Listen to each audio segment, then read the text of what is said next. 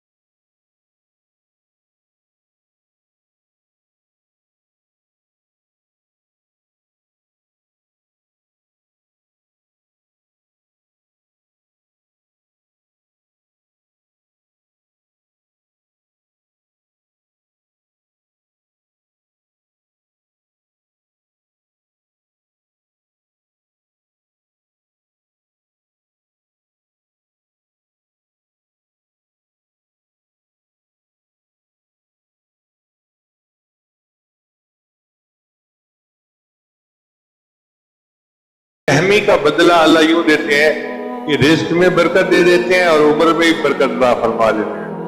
आज हमारे घरों की हालत है कि बेटा माँ बाप से नहीं बोलता, बहन भाई से नहीं बोलती, भाई बहन से नहीं बोलता। इतनी दूरियां हैं कि बहन अगर घर से पका के कोई चीज भाई के घर भेज दे तो खाते नहीं है, मुझे कुछ पढ़ ना दिया हो।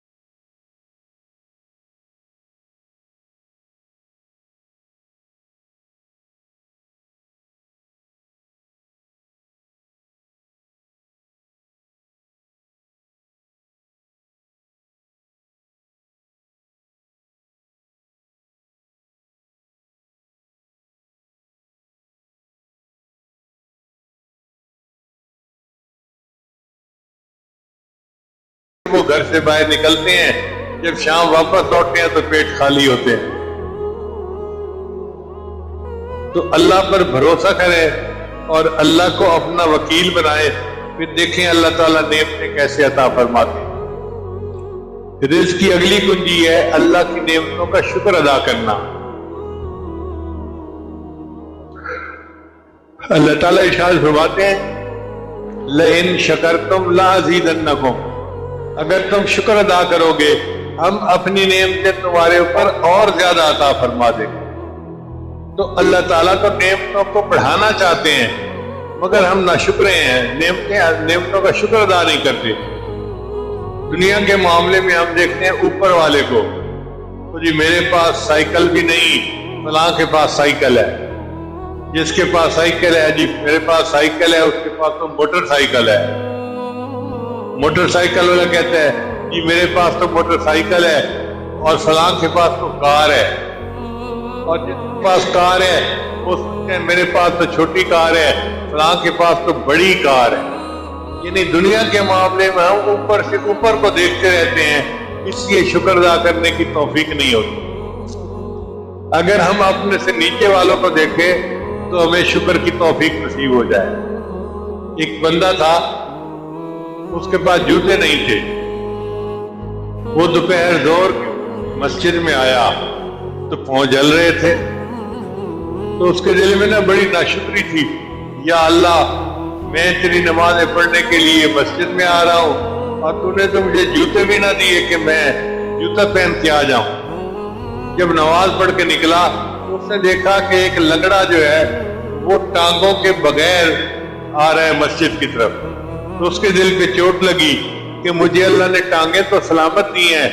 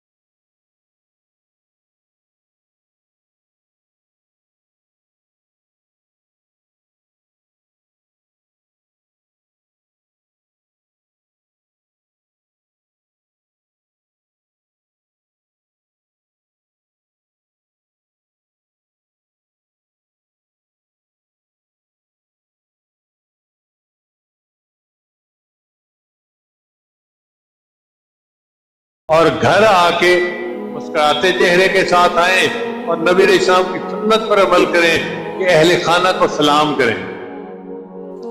تو اس نے کہا جی ٹھیک ہے۔ اب صورتحال یہ تھی کہ بیوی کھانا بنا کے گھنٹوں انتظار کرتی کہ میرا خاوند آئے گا اور میں اس کے ساتھ مل کے کھانا کھاؤں گی۔ خاوند صاحب جب گھر میں آتے تو بزنس کی وجہ سے ان کا سڑا ہوا منہ ہوتا اور وہ سیریس ہوتے، تو بیوی سمجھتی کہ شاید خاوند کو میں پسند نہیں ہوں، تو اس کو غصہ آتا، میں خوبصورت بھی ہوں، پڑھی لکھی بھی ہوں، اس کے چچا کی بیٹی ہوں، میرے اندر کیا کمی ہے جو میرے ساتھ یہ محبت سے پیش نہیں آتا؟ تو یوں الجھنیں شروع ہوتی اور ایک دوسرے ساتھ تکرار شروع ہو جاتی۔ روز کا جھگڑا یہ معمول بنا ہوا تھا۔ اب جب میں نے اسے کہا کہ جاؤ اہل خانہ کو سلام کرنا اور مسکرا کے ان کو جو ہے وہ سلام کرنا، یہ گیا اور جا کے اس نے مسکرا کے دیکھا اور سلام کیا۔ اب جب ادھر مسکراہٹ تھی تو صاف ظاہر ہے بیوی نے بھی مسکرا کے استقبال کیا۔ اب جب دونوں طرف سے مسکراہٹیں ہوں تو پھر محبتیں بڑھتی ہیں، چنانچہ میاں بیوی کے درمیان محبتیں بڑھنی شروع ہو گئی۔ اب وہ پیار محبت سے کھانا بھی کھاتے، ایک دوسرے کے ساتھ باتیں بھی کرتے، اور ان کی محبت اتنی بڑی کہ اس نے 6 مہینے کے بعد مجھے فون کیا کہ حضرت یہ 6 مہینے ہم نے ہنی مون میں، لگتا ہے کہ ہم کا خوش نصیب جڑا پوری دنیا میں کوئی نہیں۔ آپ اندازہ لگائیے کہ نبی علیہ السلام ایک سنت پر عمل کرنے سے ایک برباد ہونے والا گھر پھر سے آباد ہو گیا۔ اب اگر ایک سنت پر عمل کرنے سے گھر آباد ہو جاتا ہے، ہم پوری سنتوں پر عمل کریں گے ان میں کتنی برکتیں ہوں گی۔ اس لیے اہل خانہ کو سلام کرنے سے رزق کے اندر برکت ہوتی ہے۔ پھر 14 اگلی کنجی ہے والدین کی فرما برداری۔ نبی علیہ السلام نے ارشاد فرمایا کہ 5 چیزوں سے رزق زیادہ ہوتا ہے۔ صدقہ پر مداومت یعنی صدقہ کرنا، دوسرا صلہ رحمی کرنا، تیسرا جہاد کرنا، چوتھا ہمیشہ باوضو رہنا، اور 5واں والدین کی فرما برداری کرنا۔ چنانچہ جو بندہ ان 5 باتوں پر عمل کرے گا اللہ تعالیٰ اس کو میں فراخی عطا فرمائے۔ ایک بزرگ کے کتابوں میں لکھا ہے، حدیث لکھنوی رحمۃ اللہ واقع ہے کہ ایک بزرگ مستجاب الدعوات تھے، جو دعا مانگتے تھے قبول ہوتی تھی۔ ایک بندے کو بڑی حیرت ہوئی کون سا عمل ہے کہ یہ بندہ مستجاب الدعوات بن گیا۔ اس نے ایک دن اسے کہا بھئی میں چاہتا ہوں کہ 3 دن آپ کے ساتھ رہوں۔ میں کہا بہت اچھا۔ وہ اس کو لے گیا اور لے جا کے اس نے دیکھا کہ اس کے گھر میں 2 سور بندے ہوئے تھے۔ وہ بڑا حیران ہوا کہ یہ اتنا مستجاب الدعوات بندہ ہے اور گھر میں اس کے سور بندے ہوئے ہیں۔ خیر جی، اس بندے نے پہلے ان سوروں کو کھانا ڈالا اور پھر کھانا خود بھی کھایا اور مہمان کو بھی کھلایا۔ 1-2 دن اس کا یہی عمل رہا۔ تو مہمان نے پوچھا بھئی آپ مستجاب الدعوات ہیں؟ تو میں تو آیا تھا آپ کوئی خاص عمل کرتے ہوں گے جس کی وجہ سے اللہ نے آپ پر یہ مہربانی کی ہے۔ میں نے تو کوئی خاص عمل نہیں دیکھا، الٹا آپ نے سور پالے ہوئے ہیں اور ان کو چارہ پہلے ڈالتے ہیں، بعد میں خود کھانا کھاتے ہیں۔ اس نے کہا میں کیا بتاؤں، یہ تو میرے ماں باپ ہیں، ان سے ایسا گناہ سرزد ہو گیا کہ اللہ نے ان کی شکل بدل دی اور ان کو انسان سے سور بنا دیا، مگر میرے تو ماں باپ ہیں، میں نے ان کو گھر میں رکھا ہوا ہے، میں ان کی خبر گیری کرتا ہوں، ان کو کھانا دیتا ہوں، پانی دیتا ہوں، اور ان مستجاب الدعوات بنا دیا۔ اگر تمہارے والدین کافر بھی ہوں، مشرک ما فی الدنیا معروفہ، پھر بھی دنیا میں تم ان کے ساتھ، ہاں اگر دین کے راستے میں رکاوٹ بنے تو پھر انسان علیحدگی اختیار کر سکتا ہے۔ پھر اگلی کنجی ہے رزق کی، دوام تحمل، ہمیشہ باوضو رہنا۔ اب یہ ایک چھوٹا سا عمل ہے کہ انسان جس طرح بے وضو رہنے کی عادت رکھتا ہے، اسی طرح باوضو رہنے کی عادت ڈال۔ وضو کر لیا، اگر ٹوٹ گیا تو پھر وضو کر لیا، پھر ٹوٹ گیا پھر وضو کر لیا، ہر وقت باوضو رہنے کی کوشش کریں۔ ہر وقت باوضو رہنے سے ایک تو رزق میں برکت ہوتی ہے، اور دوسرا یہ نبی شان نے فرمایا کماتا ہی